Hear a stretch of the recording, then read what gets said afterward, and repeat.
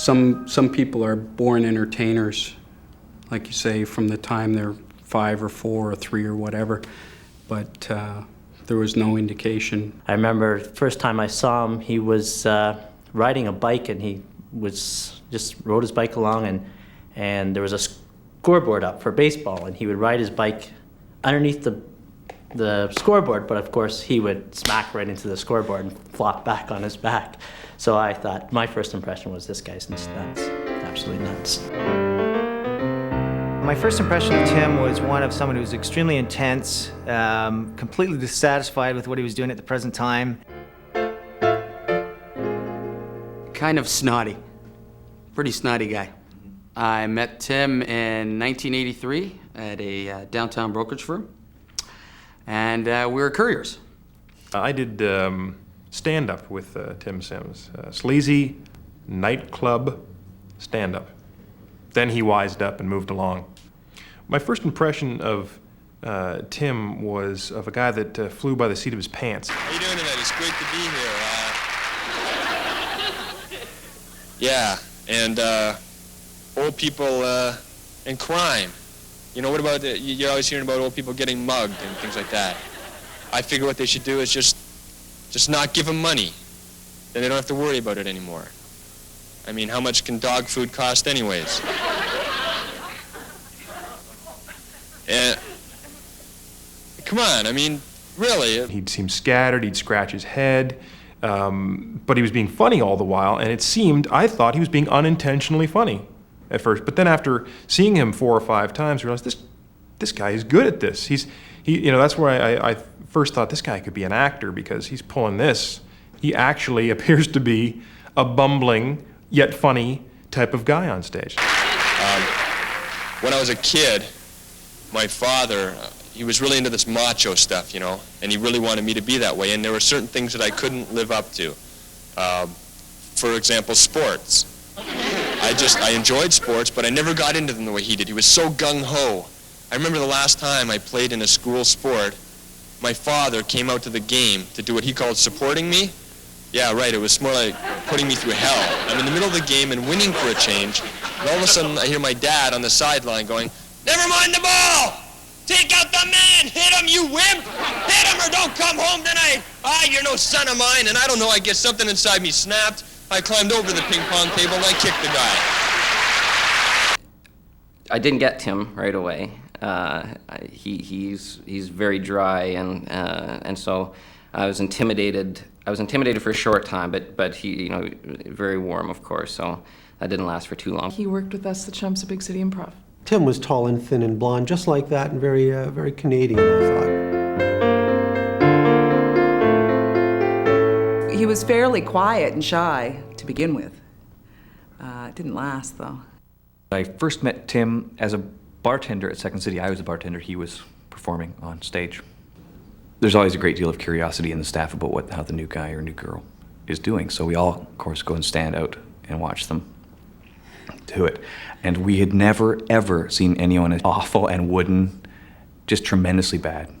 Awful. The end of that story is that not a year later, I used to stop everything I was doing and I would go out and watch Tim do his famous shower scene. So in less than a year, my opinion of him changed from thinking he was the worst thing that the stage had ever seen to probably thinking he was the best that had ever been there. I was intimidated to a certain degree in that he was striking a path that nobody, I think, had really cleared away in the forest before. He was unusual in the group that we were with at the time, in that he didn't drink, he didn't smoke. My first impression was he's not as cocky as he seems on stage, so that's my first impression of him, was that he's going to be an interesting guy. My name is Lindsay Lees, and I was married to Tim. So he came into the cast when I was leaving the touring company to go to London.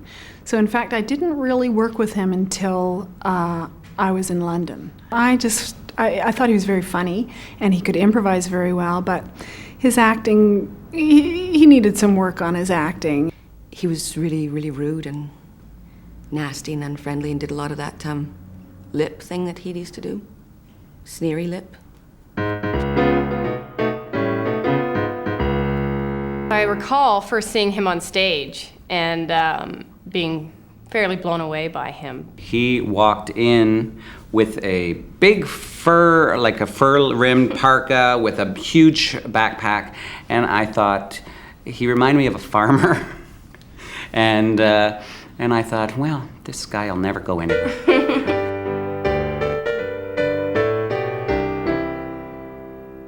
We first met when he was on stage at Second City, and I was still covering, reviewing Second City shows then. And I think I just met him basically through his work and gushing over him in a review. Because I do remember him coming up to me and gushing back. Or I think he even called, which is very rare, when you say something nice about somebody in the paper and they actually called to thank you.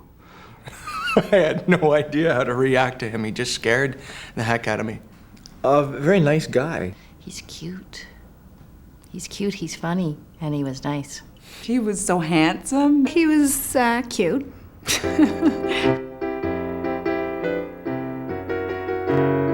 first time I met Tim, I think might have been auditioning both you and Tim for the first of, I guess, what was 8 years of Flying Peanut Butter Cups. With me is Rory Tate, a circle researcher. Have you any idea what caused these circles? I'm not sure, but I feel very close to a major discovery. Just had this uncanny ability to make us laugh.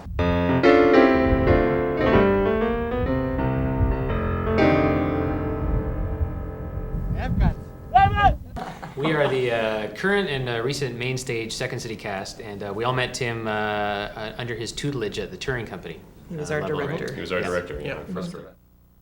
I'd been in the touring company for about a year now, and he was already like legendary, you know. There's just like stories of, well, actually mostly through stories of people telling about the scenes that he'd done, like the shower scene, and about his stand-up stuff. I met Tim in '93 at Second City class. He was my first teacher. When I first met him, I thought he was just a grumpy comedian guy. My first impression of him as a performer, I remember that.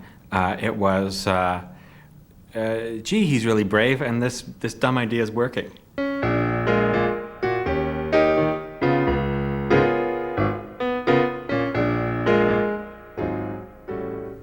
He's a mixture of grace and childhood innocence.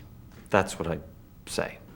I would never, looking at this kid, 8 years old, have never realized that he would go on to affect people in the way that he did. In grade 13, he was voted the class clown. I knew that not only did he have that something, but he was very persistent and would challenge himself to pursue what he wanted. When he started out in comedy, he really didn't get a lot of support. He would put himself out there and get rejected a lot. And I found a file that he had kept, and the file is labeled rejection letters, and he's kept them all in there.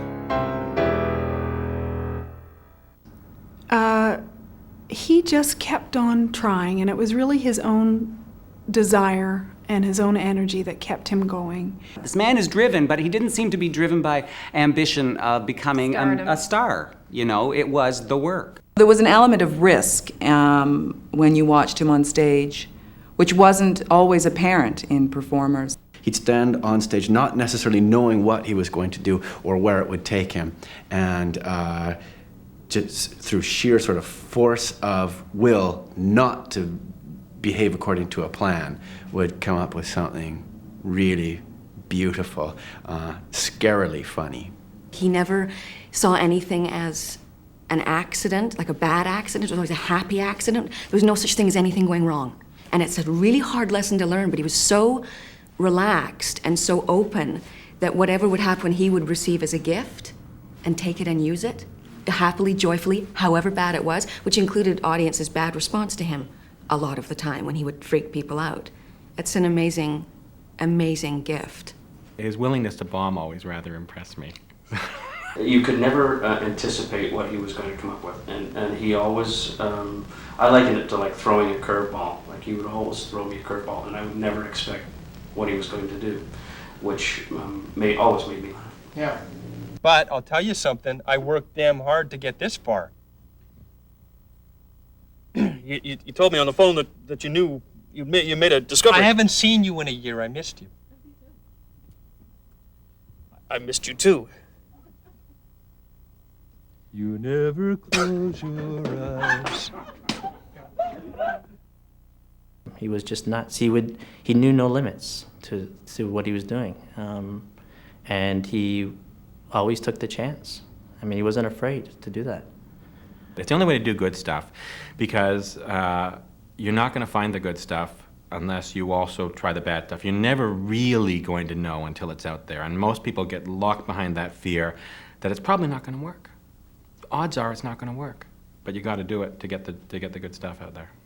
I only knew him because he would phone me to do these Christmas shows they used to do. This guy, nice enough guy, who's a little sucky, is phoning me and asking me to do these Christmas shows. And then the guy was a performer, and I put them together. And it was hard to put them together because the guy who was a performer, I thought, and I thought it rather admiringly, I thought he was kind of mean, which is something that I value.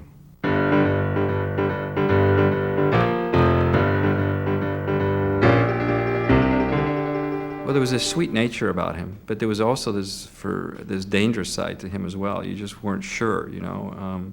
And you know, he had this really subtlety to him that you knew his mind was working all the time. And I always look for when somebody's working on stage, you really are looking for their brain to be working, and it's something that's an abstract concept, but you really do look for, is their brain working? And you know, Tim's was one of those performers that you could see their brain working all the time. And off stage too, he had such a sweet personality, you know, and a generous personality. He was very smart, and he had a real point of view to his comedy and a real truth to a lot of stuff. And he dealt with deep issues like intolerance and bigotry and that sort of thing. But he also he also had this side of him that loved physical comedy. Did you get a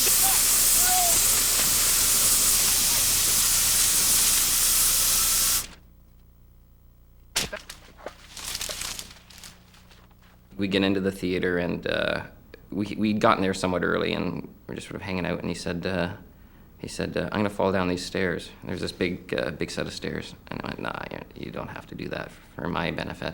He said, no, it's okay. So he didn't take a running start, but he started walking, and I stood where I was, hit the top step, and went ass over tea kettle right down to the bottom of the stairs. And it was a huge set of staircase. Yes, a huge set of stairs. And the manager came running up. First one of the ticket rippers came up, and he's like, oh, all right, sir, all right, sir. And then the manager hurried over, and he was definitely panicked, like he was seeing a lawsuit, and Tim played it to the hill. You know, he played, let me comp your tickets? No, that's okay, just, you should have a look at that. You know, he just played it deadpan through the whole thing. If you were gonna make a suggestion, he was gonna yes and you all the way, and he knew you were gonna do the same, because it was the element of play and fun was so constant. I figured out what's making the circle. Oh, all right. Flying cups. It's broken.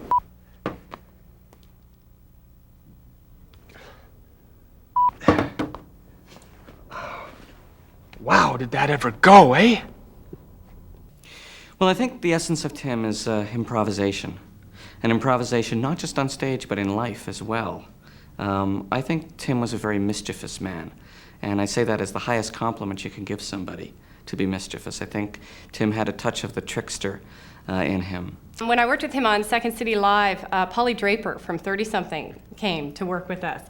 And, you know, she was a bit of a little bombshell. She was really a very nice person, but she was quite attractive, and Tim was being his flirtatious self. He was very flirtatious with her. He was very flirtatious. He was also a terrible flirt. She just adored him, thought he was so charming, and just totally fell in love with him, and he loved every minute of it. Anyway, one day he wrote a letter to her and said basically, the letter said, you know, "Dear Polly, he slipped this under her dressing room door. I just wanted to say that I'm feeling uncomfortable about something. I want to let it out. I don't appreciate that you've brought your Hollywood airs with you to this show. I think that, you know, you're the only person with your own dressing room. The rest of us have to share it. You're walking around as if you own the place, blah, blah, blah, blah, and I am feeling uncomfortable about it, and I just wanted to get this out of my system. Sincerely, Catherine Greenwood." And gave her this letter, and I swear to God, 2 days went by. I had no idea she had this letter. Wondering why Polly didn't like you as much. I swear, my dressing room was right next to Polly's. All of a sudden, for a couple of days, she's acting really uncomfortable around me. I don't know what's going on. And finally, I think she just finally couldn't take it anymore and handed me the letter. She had to get this, you know, discuss this. And she handed me this letter, and I read it and saw "Sincerely, Catherine Greenwood," and I just about peed my pants because immediately I knew it was Tim. And the funny thing is, first of all, that immediately I did know it was Tim. And secondly, that I didn't get mad about it. I think if anybody else had done that, I would have been so mad that for 2 days they had, you know, and he had no intention of, I don't think, ever telling her, you know, this practical joke was just gonna go on forever. But secondly, that I didn't, not only wasn't I mad at Tim, but I almost felt honored that Tim had gone out of his way to play a practical joke on me. I felt honored by that. We're interrupting this regular programming now. Hi, we're back. I'm Sylvie, this is Mike. Oh, this is so moving. Welcome to the first televised live execution. But we can't show you that execution until we get more pledges from you. We don't want to be cruel here. We could play little games. We could do this sort of thing and have a wonderful time. Oh, jeez. That's not what we're here for. We want to kill the man who killed people. That's what we want to do. I know I want to do it, and I know you do too. Let's face it, every human being has that desire within them. Let's not deny it, folks. Oh, we've had people watch us and phone up and say they'd like to see us killed. They have indeed. It's hard to be original. Everything's been done, but Tim really, you know, looked deep within himself to find that really perverted perspective on something, and he went out and he showed it 110%. I always enjoyed watching him on stage, and I think I fell in love with him through working with him and being with him on stage. I mean, people would walk away going, "That guy was amazing." I mean, he could steal a scene just by wooing the audience. He performed probably the funniest solo piece that I've ever seen on the Second City stage in my 22 or 3 years, which was a piece called Shower, which is my favorite.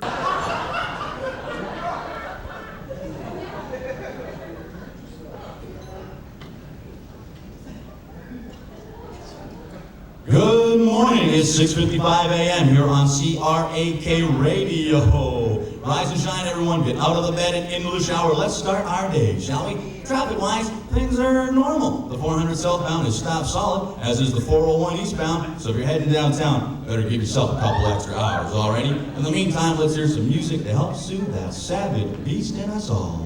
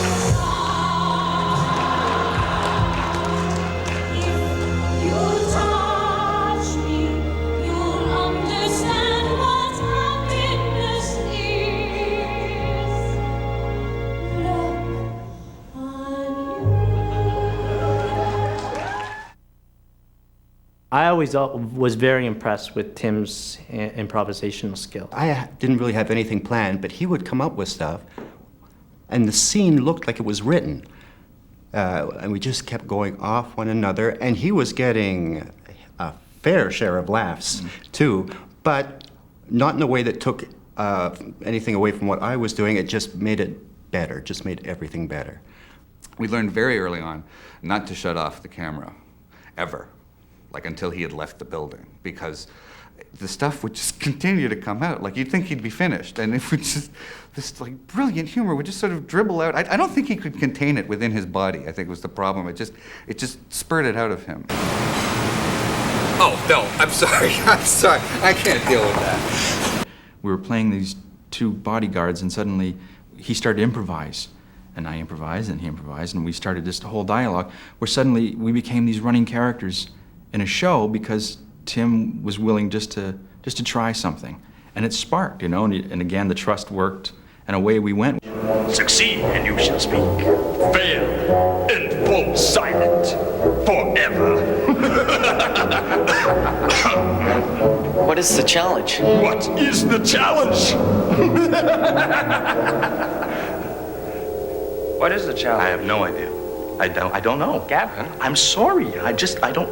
Not a lot of people are trying to get by lately. I'm telling you, buddy, you should write these things down. I know. It was a puzzle. It was a puzzle. No, I think it was more like a riddle. You're right. It was a riddle. Okay. You're right. It was a riddle. You must answer the riddle. What is the riddle? The riddle. Riddle's about animals. No, it was about numbers. No. That was the paradox. No, I think it was about a number of animals then. No, well, see, that would be a zoo. That's funny. Gotcha. That's Go good. ahead, The zoo. I said it would be a zoo. I was at the zoo the other day. But he was also the first one to teach me to go with your second choice. Because I was going out there and I was, doing my stuff and blah, blah, blah. And he was going, yeah, it's okay. But he was never laughing, And it's always like you look to your friend to see if they're laughing, and he wasn't. And he goes, yeah, I thought of that. And you kind of, oh. But he goes, if I thought of it, that means the audience probably thought of it too. Go with your second choice. And then no one will ever think of what you think of. And it was one of those moments where I thought, and then I started watching him, and he was always so different. I never would have thought of that, I kept thinking. And sometimes they were awful. They were just the worst choices in the world that he made. But it was his second choice, and he was making it just because it wasn't his first. So, we all started calling him two-step because of that social norm that people know as the line in life. Tim would just go over the line and another one. He's like 2 steps over the line of norm. But the darkness, I think, could actually be defined as not only thinking the unthinkable, but speaking the unspeakable. He taught me to be committed to what you're doing. And his thing was, if you're in a scene with him, he expected you to put out as much as he did, or more. But it was never said. It was just, you would just expect it and you would do it. It was an unspoken thing. He always was very creative, always wanted to do something different, always brought something new to the table, and he never ever settled for second best. He was incredibly committed and always was, sometimes even when he was in the wrong, he was equally as committed to an idea. A real good troublemaker, I think I would say. Tim was a real troublemaker. But never in a malicious way. Good trouble. The way a comedian's supposed to make trouble. I love Rob. The director. Yeah, well, yeah. Each his own, right? Yeah. Yeah, what do you think? Well, I think, you come on you're hired to do a job. Yeah. Right? Oh, yeah. So you figure you're going to get treated with a certain amount of respect. Oh, yeah. You come on the job and you got some fancy-dancy prima donna director pushing you around. Yeah. Frankly, it makes, I probably would hit him if there weren't so many people around. Really? Yeah. I might even hit you. Really? I'm a very macho guy. I know, you're very much, yes. I am. He was as much a thorn in the side of the organization as he was greatly responsible in developing it. Oh, the dollar fines. He would fine us like $1 if we did any of these things on stage, like the laughing. Chorusing, yes. Asking questions, blocking, hugging the back wall. Oh, yeah. Pimping, abandoning a scene, not listening. Gratuitous swearing. Yeah. He had very high standards of what he found funny and a real intolerance for mediocrity.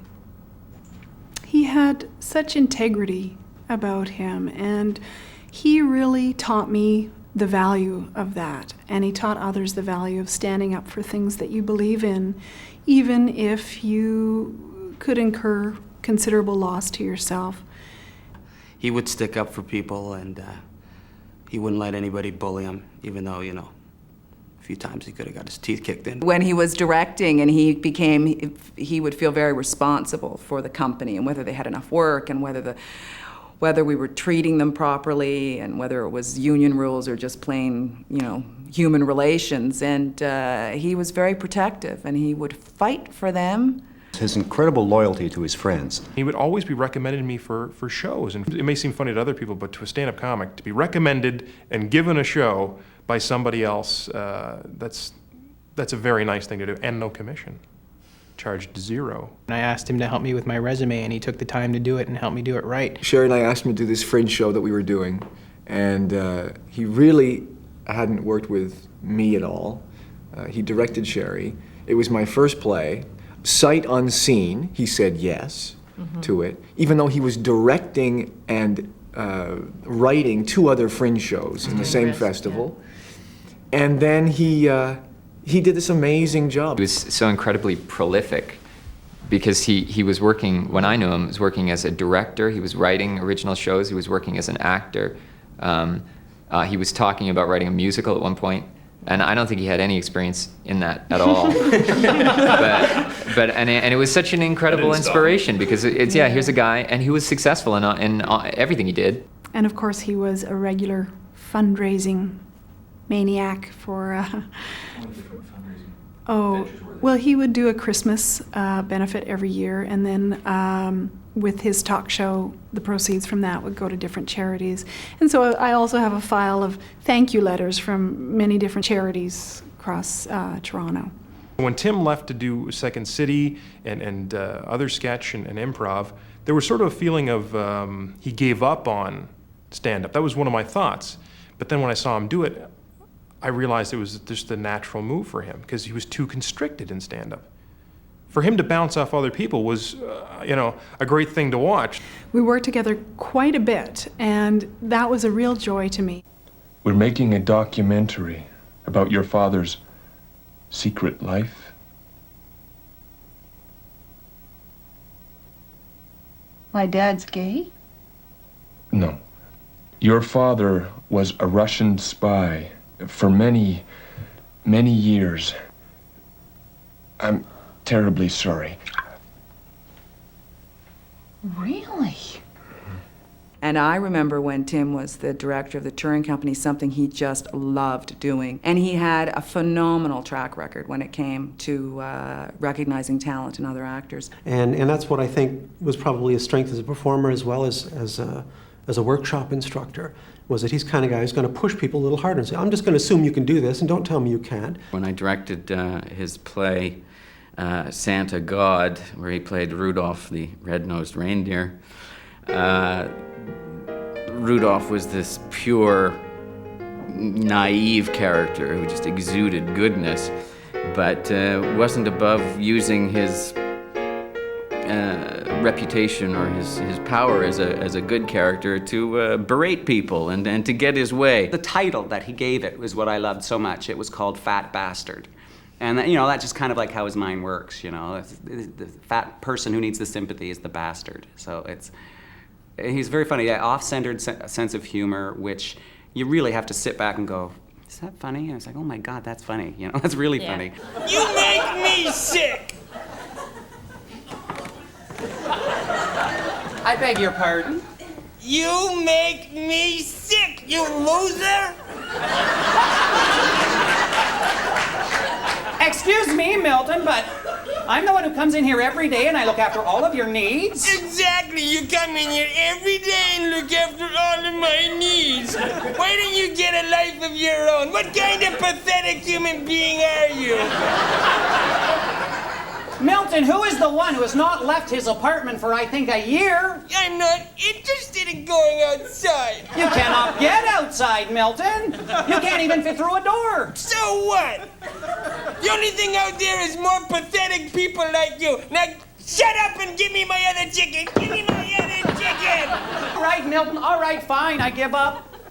But you know, you don't have to eat this 5th chicken, Milton. You can just it's your choice. You can give it to the Salvation Army. They need it, Milton. But it's mine. Milton, you've got to cut down. No. I don't care how angry you get at me, Milton. I would be the happiest man in the world if you could stand up on your 2 feet, walk over here and belt me one. But until you do that, Milton, until you lose enough weight to do that, I will serve you your chickens, yes, but without the skin. But that's the best part. Milton, I don't care. That's your choice. What's it going to be? Chicken or skin? Skin or chicken, huh? The chicken? Chicken it is, then. No, Fine. wait. What? The skin. Give me the skin. All right. But make sure you get it all. Especially the skin on the belly. All right. Oh. Okay. Oh, you missed a piece. Yeah, all right. Okay, there you go. Thank you. Bon appetit. Oh.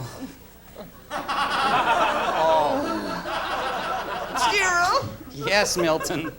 I'm sorry I was nasty to you before. That's all right. Sometimes friends say things in the heat of anger they don't mean. Yeah. Cyril? Yeah? Oh. Did you mean it when you said I was fat? No, Milton. No. As a talk show host, he was wonderfully illuminating because he had great respect for his guests. Well, when I did the show with him, he gave a lot of the local talent a chance to come on stage and shine and show their stuff. And when I first became aware of Tim's charitable activities and fundraising activities, it came as no surprise knowing what he was like as a performer, because again, it was always about not even the scene so much, although that was the end result, but it was about making you look good, making us look good. It was never about him. And I was always amazed he was not a huge star. In retrospect, he was spending too much time helping other people, I think, because he should have been.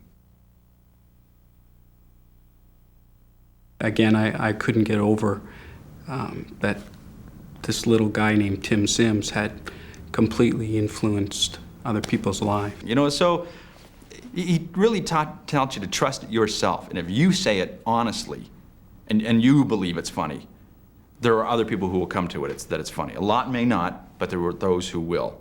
Definitely still influences us. I mean, we still, we often when we're writing, you know, we take a look at, is this something that just goes towards the common denominator? And yes, we can get an audience to laugh at this, but is it something that would make Tim laugh? Setting the high jump bar a little higher to try and get more depth and more rewarding results. In realizing that life is very short and you might as well pursue what you'd like to do because there may be no sort of second act. So I guess to pursue one's dreams. When I think of Tim, I think of him like, well, who cares what they think? Mm-hmm. You know, if you like it, why aren't you doing it? He said, when I see somebody that has got a talent, has got any talent at all, then when I see them walk away from it, it makes me sad. And he said, I was really sad when you left the business, and you should get back into it. And that, of course, threw the fear of God into me. I would say like an everyday guy who just did extraordinary things and never stopped. The world doesn't know what it missed, and hopefully he has encouraged enough of us to look within ourselves, find something original, and bring it out there and continue that streak so that the world maybe didn't see him, but we'll see what remains. And that's why I just think that this fund is just the most appropriate tribute to him. Even had he not done all of this fundraising himself, he was so much about giving other people a shot and helping other people up. That's just what he was about as a performer. So even had he not practically been involved in this sort of activity, this is absolutely the most appropriate tribute to him as a man and as a performer. And it's certainly the way I will always remember him, as just being, I think really, honestly, and I'm not exaggerating, I think the most giving person that I've ever met.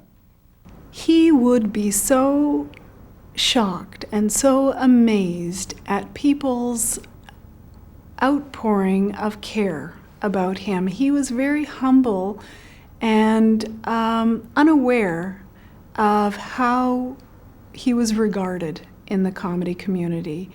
He would be very surprised at the amount of feeling that people had and the amount of respect and the amount of influence that he had on a large number of people in Toronto.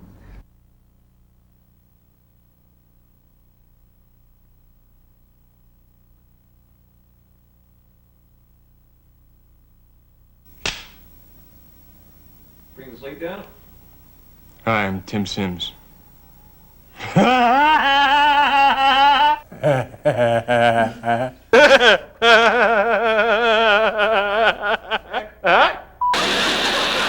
I never enjoyed fighting, but if I came running in the house, my dad would just assume I was running away from somebody. And he'd go and look out the window and see this group of boys out there, and he'd come back and he'd say, look it, there'll be no cowards in this house. So either you go back out and you fight with those boys, or you fight with me in here. So what am I going to do? I'm not going to fight with my own father. So I go out and I fight the boys, and they don't know what's happening. They're just walking by on the way to the fish and chip store.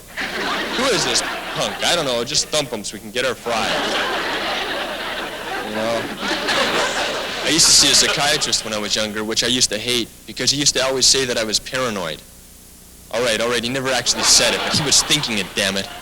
Yeah, because he never believed me when I told him I was being followed. So over the years, it just got worse. And now it's like, whoever it is out there, it's like they know every move I'm gonna make before I even make it. I can't go anywhere. The other day I was just walking along in a mall, and I happened to look at this little map of the mall, and there was this little arrow and it said, "You are here." How did they know that? Then continues. Please stand by.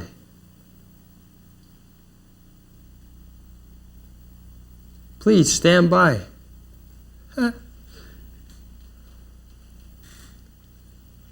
Please stand by.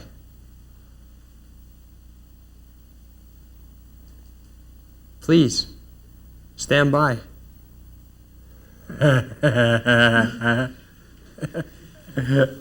Please stand by. Please stand by. The signs. We had a night where we went over to his hotel room, and he had signs everywhere, all over the hotel room. It's little things saying, remember, you're the director, you're paid more than they are, so That's you're right. better than they are. You're better than them. Remember, Paul is tall. All Sherry these- is a girl. Sherry is a girl. Little reminder so he could Little ID things. people, you know. Yeah. But just one main thing that I thought of right now that you probably remember, which he did pretty early on when he got there so that he knew that we could trust him and he was on our side, was he put himself on stage, put his Yeah. back to us and gave us a pair of scissors and said, "Cut my hair." And basically that was to show us that he trusted us not to make him look bad, and so that we could trust each other not to make each other look bad, and but we had to improvise while we did it. Yeah. Which meant that for a while we were paying a lot of attention, and then we were just trying to be funny and, oh yeah, we're cutting this guy's hair too. Yeah. And, yeah, it was amazing. That was pretty cool. Put himself out on a limb. Yeah, so that we would. Like Sherry said, you never knew when he was joking. And when he was directing us in London, about halfway through the directing process, Laurie and Elvira were doing a scene on stage, and he asked to borrow a piece of paper from me. So I gave him my book, and then he got a pen from Sherry, I think it was from you, and he just kept watching the scene, and he'd look down and write, and then he'd watch the scene, look down and write, and then he handed me my book back, and he said, "I'm sorry, it's not working out, you're fired." So I thought, okay, I can keep up with Tim Sims. Playing two different roles. I'll never forget, the smaller of the two roles was this 9-year-old trailer park kid. And he only had one scene as this kid. And he was incredible. From the very first day of rehearsal, Tim had this kid down. He was one of these kids who was like so needy that he would even be irritating just to get attention. And I don't know whether there was part of that in Tim, but he was just incredible because it was heartbreaking. It was heartbreaking and hilarious at the same time. And we were in performance, the highlight of the run, one performance we're playing this scene. I'm playing another kid, a middle-class kid, and this trailer park kid's there, and he's like bugging Jimmy. the crap out of me, Jimmy. Anyway, we're playing the scene, and the audience is laughing. I'm not focused on Tim, but the audience is laughing and laughing. I look over. Tim has left the stage area completely in character, and he's now at the side wall of the theater, and he's like in character, and he's like poking his finger into an electrical outlet. See, that was one time in London where I think we'd been into the, Dad's mad at us thing. And I knew that he'd kind of been working us in a very serious way. And nobody was joking with anybody. And he went off, and we thought, is he going off, like, because he's going to yell? Because he did that sometimes. He would just go into another room, and he'd go. And then he just came out, with his pants around his ankles. No explanation, just continued very seriously talking about the next scene. Just so that, and he, you know how it is, he would not stop. He would carry it so far, until everybody had to lighten up. Yeah. So The time when we came backstage. after a set. And he thought the song was longer. He thought there was another verse to the song, and he was naked in the girls section. Right. With all the costumes, all the clothes. Oh, and he just looked like he got caught. So I'd heard so many stories about him showing his bum that it was completely anticlimactic when he did. Oh, it's Tim's bum, of course it is. I feel like I've already seen it because, I've heard so much about it. He seemed very disorganized on stage, which I realized after a couple of viewings that was a calculated thing. He sucked me in just like an audience member, which was great because it's fun for a comic to be fooled by another comic because you have this sort of attitude that, I know that's a fake laugh if somebody even if they're good at it and you see the whole crowd fooled, you feel above it all because you're not falling for it. But I fell for it with him because he would go on stage and he'd seem scattered, he'd scratch his head, but he was being funny all the while, and I thought he was being unintentionally funny at first. But then after seeing him 4 or 5 times, I realized this guy is good at this. That's where I first thought this guy could be an actor because he's pulling this. He actually appears to be a bumbling yet funny type of guy on stage. I was very impressed. Tim did stand up for a short length of time, but he was always enjoyable to watch because he would set you up by doing what seemed like really corny or ridiculous jokes, and then he would do something very mysterious or offbeat. And I just remember that he had this thing, he wouldn't let this joke die. He wouldn't stop doing this one joke. He would, and my thought was, I can't believe he would do this every night. He would wear this shirt. It was a gas station attendant's shirt with the orange Gulf or Union 76 shirt. And he'd have to wear it every night, so you'd know you'd be doing the show. Every night he'd walk on stage and go, I'm really pleased to be here. I got dressed up tonight because I know the women love a man in uniform. Probably the genesis of his comedic career began in college. One day he showed up wearing a white T-shirt with this emblazoned name on it that said Lance Romance in black letters, and he was also donning a pair of mirrored sunglasses. And as he and I left the cafeteria at school, we ran into a girl that we kind of hung out with, and mistakenly she asked him how his present girlfriend was doing, and without a bat of an eye, he dropped all his books. They scattered all over the place, and he ran down the lobby of this college screaming at the top of his lungs in front of everybody. And this girl was just completely white. She was just aghast. She didn't know what happened. And he got down to the other side of the lobby, turned around, and screamed back over everybody's heads, I can't believe that you asked me how my girlfriend is. She died in a car accident. And this poor girl basically was just left speechless, and I didn't know what to say. And Tim ran off crying basically into the distance. In many different scenarios. You could ask me, did I see Tim's bum at night, at day, in certain light? I saw it all. Which reminds me of another story. We were shooting on Yonge Street one day doing a Siskel and Ebert ripoff with Pat McKenna, and I basically cut Tim loose. I gave him a few ideas, and he just ran with it. And it wasn't long before he had his thumb out on Yonge Street with his pants down to his ankles. Mind you, that was in his underwear, but he had wonderful underwear on at the time. And during rush hour traffic, every Friday at the end of the week, we'd grab our allowance, $1 or whatever it was, and run to Eaton's on the Danforth and grab the #1 hit or our favorite hit of the week on the Chum Top 50, and he would proceed to entertain us up at the cottage. He had this little white plastic stereo, hi-fi or whatever. And he used to sing some greats like Mr. Big Stuff, and what was the other one? Oh, one of his favorites was playing the Big Bopper, Chantilly Lace and things like that. Well, there was one time, I think it was the second day of rehearsal or whatever, and I'm from Alberta originally, and I'd come out here to be here, and I was in the bathroom downstairs, and Tim was in the stall, and I guess he heard me come in, because I could hear him in the stall going, Jesus Christ, what am I doing? Bring some moron out from the prairies to work here. This idiot can't do shit. Yeah, Tim had this big reputation for like making all kinds of mayhem, and it was weird at first meeting because he was so easygoing. And I remember the experience I had with him. I ran into him on the subway on the way to rehearsal, and he was walking ahead of me, so I kind of tapped him on the shoulder to say hi. And he immediately like ran away from me and made sure that everybody else in the subway station knew that he was running away from me. But then, of course, he realized like, when he got about 10, 15 feet away, he realized like I'd have to catch up to him, so he stopped and waited for him to catch up, and then he'd like bolt off again. So this happened like for about... So I remember my favorite moment from his show, though, was he played his evil twin on the show. And there's a moment, and he was talking about offending in that, and there's a moment when he was interviewing Henry Cherney, I think, and there's a moment when he was yelling at him, and the scene sort of stopped for a second because Henry was like sort of walking off the stage because he was offended by the twin, and Tim just screamed, "Blow me! Just blow me!" And just to say that to Henry Cherney, I thought was so amazing. Just blow me.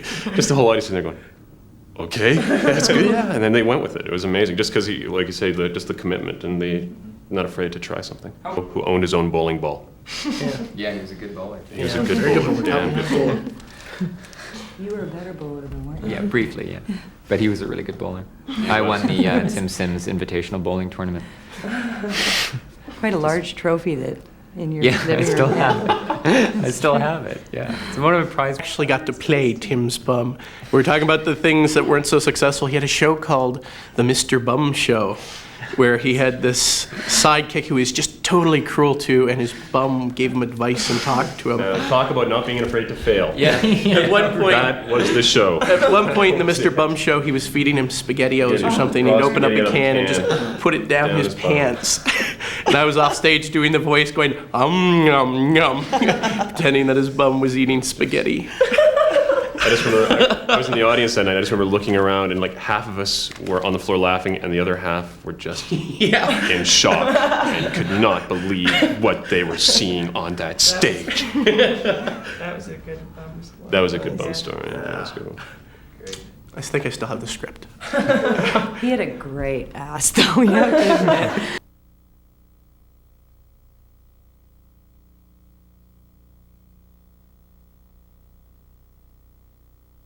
And we were driving around, and Tim decided that it would be a great idea if he got into the trunk of the car. So he got into the trunk of the car, and unknown to Dave Webster, he took off all his clothes while he was in the trunk of the car. And he was driving around, and the trunk wasn't shut. So he'd flip the trunk up, and every now and then he would moon people going by. Of course, in the end, it turned out that somebody saw this happening, and they called the police, and the police came in, and Dave got shit from his dad, but Tim was, always showing his bum. I worked with Tim at the Borough of East York cutting grass, and one of the things that we would do is we sit in the back of the cab, and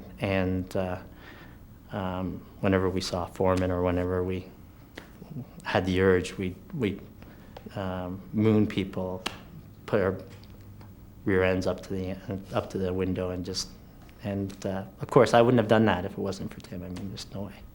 But that was... Well, I have several, but the one is he's the first person in the history of Second City to perform nude in 36 years. And my other memory of Tim was when we were actually working on a Second City project, which was a live television show for ABC and CHCH, and he was one of the writers and performers, and it was a lot of us was our first live experience of doing a live-to-air TV show. So coming into that project about 2 days before we were going to actually go live, and he was with an illustrious group of people too that had from the theater here, and he got angry on the set and actually walked off, and it was kind of a behavior that was kind of new for me from Tim, because I hadn't seen that side of him. So, but I also had seen this side of Tim that was kind of Andy Kaufman-esque. You know, he would have sort of that, you know, he'd like to play pranks and play with you a bit. So I wasn't sure if he was playing with me or this was real. And he stormed off the set and, you know, didn't come back for like 10 or 12 minutes. And then ultimately he came back and it was still quite upset. And then about 2 weeks later, this blew over. About 2 weeks later, I got this wonderful letter from Tim, you know, sort of explaining why he got angry but his, you know, he was really appreciative of the opportunity, but his intent really was because he was concerned about the group as a whole, and there was some production problem. He felt, I think, some of the other talent weren't being treated properly, and it was concern for the group more than for himself. And it was a wonderful letter, and actually in my 22 years, again, of doing this, it stands out as a special letter to me, because as producers, you don't generally get those kind of letters, you know, from people that you've worked with. You get kind of acknowledgement, but, you know, his was very special. It was very generous and kind of sweet, and a letter to get from him after that. My bum moment would be that night that he performed half naked. No, he was completely naked. He came out on the set and did show his bum. He went from stage left to stage right, and he showed his bum. And I can't recall, and again, this is when Tim was being very generous with his time. When we were closing London Second City, he was very much a part of organizing everybody that had worked there to come out there and pay homage to the theater and to the work that Lynn, my sister, had done out there. But he showed his bum on that occasion. I believe it was that occasion. Terrific. Nice bum. I think of Tim, one of the stories I remember best, and I think speaks well for him. We had a big comics meeting. I can't remember what it was about, but a big plenary session. Everybody was sitting around debating some issue. And it got pretty heated, and at one point, Tim, who'd been silent for the entire meeting, pounded his fist on the table, stood up, and made an impassioned speech about one side or the other of the question. Everyone was absolutely silent after this 5-minute speech he made, and someone said, "Tim, you really feel this way?" And he burst into laughter. He went, "No, I just want to see what would happen if I did that." And that's Tim to me. Yeah. And again, another story which sort of illustrates his philosophy of improvisation as being the key to life. We were in Ottawa together doing the Ottawa Yuck Yucks. It was him, another comic who'll remain nameless, and myself. And the two comics together, the two headliners, Tim and the other person, were supposed to do about an hour and a half together. But it was a really rough crowd that night, and the other comic just didn't do well and bailed after 10 minutes. And I thought, how are we ever going to fill the time? So Tim got up there and did an hour and 25 minutes, which is 45 minutes longer than I'd ever seen him do. And he came off stage, and I said, "Tim, I had no idea you had an hour and a half's worth of material." He said, "I don't. I just made it all up." Pretty amazing. The first time I met him was at the opening night of Nightmare on Sussex Drive, and I wasn't in the show yet. That's a show I joined, but he was in it. And I just came to watch, and he had a flip-up Elvis book that, you know, that he was carrying around with him, and I thought, oh, that's really cool, because I was an Elvis fan. I thought, well, there's something I don't know about him. And then he asked me to autograph it, which was odd, and he goes, "You know what, I'd like people to sign my book that I really respect." And I thought, well, immediately I liked this guy, because, you know, he respected me. But he was so vulnerable because it was his night. It was his opening night, but he was still kind of walking around asking other people for autographs, and he was having such a good time meeting people and stuff. So my first impression... I first saw him, the touring company had a show on the main stage. I guess they were off collecting awards or something. And to me, he stood out amongst all the touring company. I got hired like a month later to replace him. He was moving on to London. And I went out on a show with him in Uxbridge.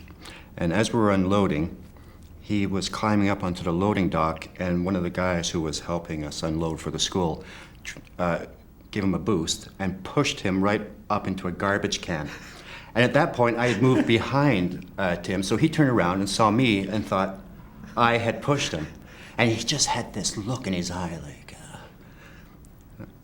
I said, you know, I just walked over here. I really didn't push you. And then this big smile came up and said, yeah, no. I thought, oh, okay. I really want to work with this guy. And it was The audience. You know, he was incredible. We used to have a cast scene. Remember barbecue scene? The Oh, scene yeah. was like 14 minutes long, you know? And we're all working. Tim would walk across in leather pants, dragging his feet, and steal the whole scene. And the rest of us would stand there and kind of look at each other and figure, if he doesn't just keep on walking, the scene's over, because they don't even remember what the first 8 minutes are going to be about. We're going to have to recap everything. But he was always generous enough to walk across, steal the scene, and leave, and let us get back on with our mess. And then we'd go backstage and he'd be sitting naked on the floor doing something absolutely ridiculous, like we just surprised him and he had no idea we were coming in. Every night it'd be a different show, what he was doing on the floor. You know, so you'd be, after he left, you'd be thinking for the rest of the scene, this has got to end soon, I want to see what Sims is doing, I got to see what Sims is doing. You know, so it'd always be the race back and catch what he was doing. So. very much like the Royal Shakespeare Company. Yes, I believe Gielgud did that a lot. We did a show with one of the shows that I did with him. He brought up Mr. Bum, and I think he fed Mr. Bum spaghetti. I remember a friend of mine who's a very funny person was actually dreadfully offended by the Mr. Bum show, not with the depiction of a bum, but because Tim in that played the meanest possible person in the world, Tim Simmons, and he had his little sidekick there, and one of his students he brought up and featured him a lot, and it was the guy was quite good, but he was just mean. He was just relentlessly mean, and the only laughs in the show were how mean he was to this person. The only place for you to laugh as an audience member, you had to be willing to laugh at someone just being pointlessly cruel to a very nice young guy. And that was the Mr. Bum show. He then, at one point, he fed spaghetti to Mr. Bum. Didn't make an ounce of sense, but it was long. That was actually the thing that always impressed me about Tim. He would write these huge pieces and do them once, you know, like Inuit sculptor, just throwing it out into the ocean. You know, that was it. That was the whole experience. Was just the idea of doing it, and he was willing to do that. Anything else? Is that?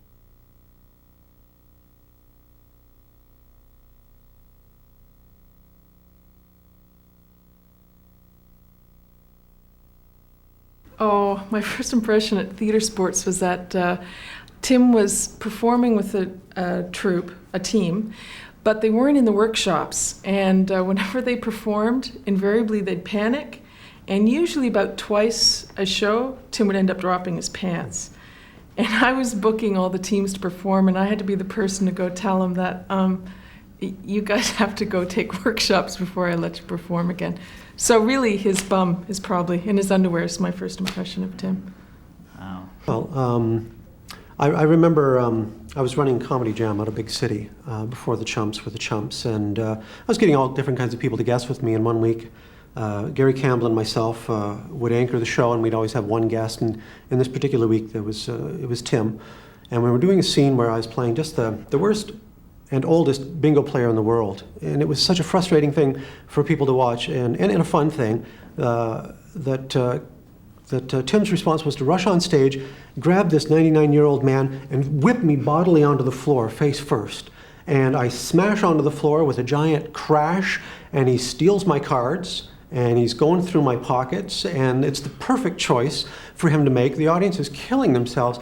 But beyond that, for me personally, it was a really cool thing, because here's somebody who's saying, literally, I'm not going to handle you with kid gloves. I know you can take care of yourself. I know you can handle what I throw at you. And that was, as Moira was saying earlier, still hangs on. You know, even when Tim wasn't guesting in a show or something, if we were together writing a show, and still actually to this day, there was always the Tim factor. We'd write jokes, and you know, we were cutting a scene or we're trying to shorten a show, and someone would say, oh, well, you know, we need to lose a chunk out of this scene, so let's hack this. And someone else would say, Tim would laugh. And there's kind of two sides to it. One was if we thought we were writing something Tim would laugh at, then it was actually meeting our expectations as far as not being too easy or too, you know, we were actually working for something. The other side was that there were times that we'd say, well, no one's going to laugh at this except him. And we'd leave it in just for that and, see if he was in the audience. You'd know, because there'd be that moment and only Tim would laugh. All right. So our little message from Lisa, who's unable to be here.